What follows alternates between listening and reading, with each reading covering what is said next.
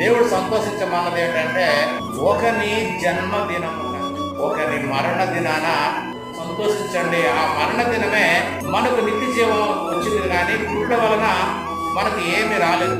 ఆ కాలంలో ఉన్న వారికి మాత్రం గొల్లలకు మాత్రం శుభవార్తగా చెప్పబడింది. అది ఏ కాలం అంటే కాలం కూడా ఖచ్చితంగా చెప్పలేదు. మన వాళ్ళు అపార్థం చేసుకొని మరి చలి కాసుకొనిచుండగా అని ఒక అబద్ధాన్ని తిరుగుతుంది. చలి కాసుకోవడం కాదు, మందను కాసుకొనిచుండగా అని ఉంటుంది.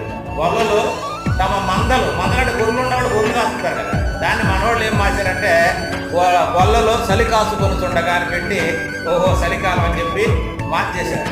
అంటే పూర్తి చదవకుండానే ఒక సొంతగా చెప్పడం మొదలు పెట్టారు. కాబట్టి ఈ విధంగా క్రీస్తుని మనం ఘనపరచవలసినటువంటి సమయంలో కూడా ఆయన మాటలు కానీ ఆ దేవుని యొక్క ఆలోచనలు కానీ చెప్పుకోకుండా నిత్యము ఆయన అవమానపరుస్తూనే మనం కొనసాగిస్తున్నాం మన భక్తి విధానాన్ని.